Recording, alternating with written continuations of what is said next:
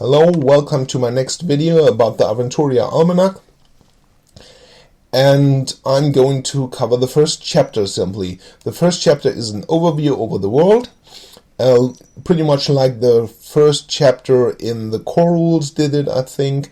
This one is more detailed, and I'm going to cover it in even more detail. I'll tell you more stuff than is written down there, and maybe something a bit different.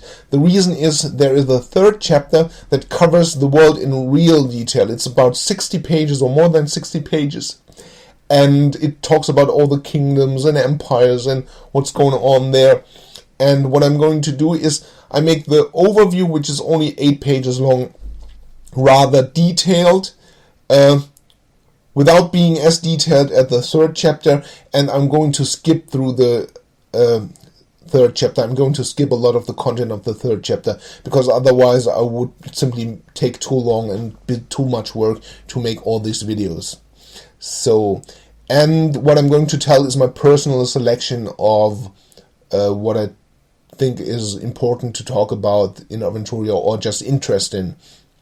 So, the first chapter starts with an in-game text. Someone is talking about an expedition he was part of that traveled all around Aventuria and across the continent, and this is a reference of a campaign to a campaign from the second edition, the Filiasson Saga, and it got re-released for the third and the fourth edition, and I think the chances that it gets re-released for the fifth edition are quite good, especially as currently there is a series of novels coming out about this expedition. And when you know the expedition, have played the campaign, then you pretty much know what this guy is talking about here. You will know about these events. And then the first thing that is covered in this first chapter is what shape does the world have? What's its Gestalt? That's the word they use here. The question is it a disk? Is it a sphere? Is it like our Earth? On what kind of world is this continent of Aventuria placed on? And that is actually not known. It's not known to the people in Aventuria, and it's not known to us, because simply the authors of the Dark Eye haven't decided what the shape is. So it could also be donut-shaped or whatever. And in Aventuria, there's a discussion about it. There are people who think it's a disk, people who think that it's a sphere. There are people who have a religion that is based on the fact that the world is a disk. To them, it's a fact that the world is a disk. That's what their religion is based on. And that's all we can say about it, that we simply don't know.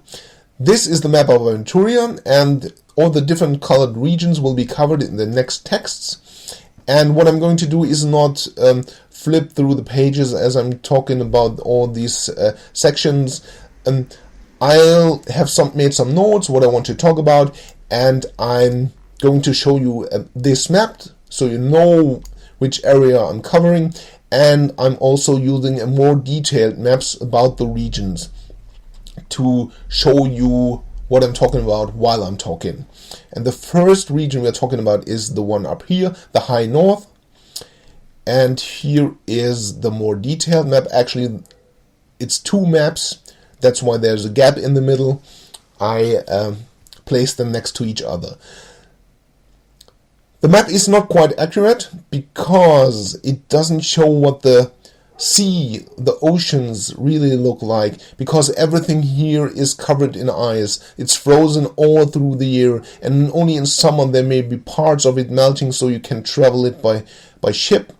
You will never be able to get on the eastern part of this map, because simply is ice there. And also the land is covered in ice most of the time, and it's less fertile as it looks here. In this environment, not a lot of creatures can survive, and so there are no big empires up here, not a lot of civilization, no big cities.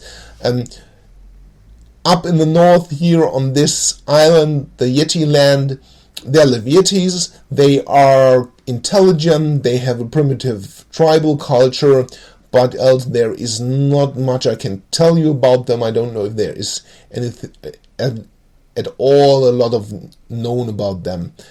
Then there are also elves that live that high, the Finn elves. They basically can use their magic to survive in this environment. That's why they can live that far up north. Not all of them live that far up, but some do. Then the first humans live in these mountains and also here in the east. They are the Fjarninga barbarians, and the Fjarningers are relatives of the Thorwalians, but even taller and stronger than Thorwalians. Thorwalians are already above average tall and strong for humans. They're a race of their own, which is basically taller and stronger than the Midden Realm in the most people you will find in Aventuria. And the culture of the Fjarninga is they live in tribes, and they are very much influenced by the harsh and unforgiving conditions they're living in, because they cannot simply afford to have someone within their tribe that is not of use to the tribe. If someone becomes a burden because he is injured or because he is sick, then they are very quick to banish that person, to chase it out into the ice and snow and let the person die there, because they simply have nothing to give away, and they cannot have any agriculture. They can only hunt the few animals that live up here, and so they need every help they can get to survive. The Finn elves are also a bit grimmer and darker than the elves you find elsewhere in Aventuria, because for all the other elves in Aventuria, the wood elves and the Lee elves, they'll basically live in harmony with their environment, and their environment is a rather friendly one, where there is plenty of food with plants and animals. And in the high north, the environment is basically trying to kill you, and so the Finn elves are also not so in harmony with their environment, and have also more like a grimmer and darker view of everything. But among their tribe, they are not like the Fjarninga.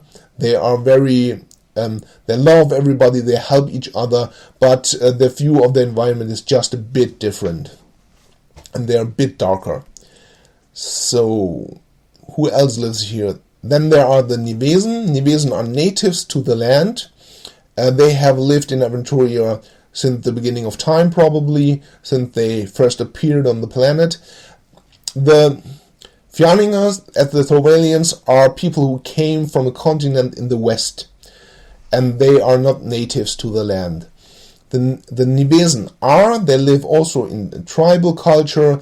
They don't have cities, they live in tents, they travel the land, they herd animals that are called karene, which are like reindeers on Earth, and they travel the land. In the summer they may be further up north, in the winter they stay in the south, because it's basically too cold in the north, and so on. Their religion, they believe their god is a great wolf, a female wolf, and the name is Liska, and there's even an adventure where you can meet this wolf or get in contact with this wolf. And their society is also, they're very close to wolves. Of course, wolves are kind of holy animals. I don't know if they're holy to them, but as they're representatives of their god, they have a special connection to them, and I think they even know people who can turn into wolves or into something like a werewolf or something like that. This has a special spin for the Nivesen, but I'm not quite sure about this. What else is up here? Until a few years back, there was an empire up here, an ice empire of an ice sorceress, and I think I should explain something else before I go on talking about this. Yeah. About 20 or 30 years ago, there was an invasion in the Midden Realm. I think I should bring the other map up. There was simply there has been, a few hundred years back, there has been a mage called Bobarat who got killed, and 20 to 30 years back he came back to life and started conquering the Midden Realm, this eastern part, with his demonic, magical, undead and human armies. And this is covered in a campaign you can play where you try to stop him, and then eventually you defeat him. But after he is defeated, the territory he has conquered, which is this east of the mountain ranges, most of it, a part here of this island, the most part of this island, and part down here, and an area up here. And this still is under the control of his followers, and they erect their own empires and kingdoms there. And it takes a while to reconquer the territory and to defeat them. And this is actually a storyline that is still going on 20 years later. Not all of them are defeated. There is still in the center of this region a territory that is under control of the followers of this mage called Bobarat. That's his name, and the event is called the Bobarat Invasion. And I'm going to reference it probably a few times while I'm explaining when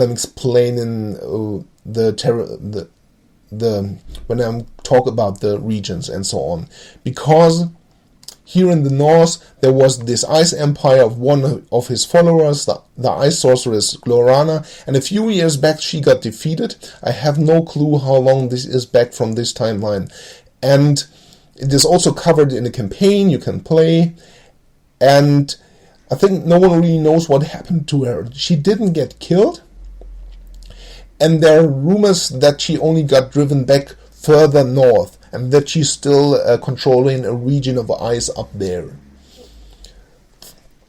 Else there is this mountain range. It is actually pretty big.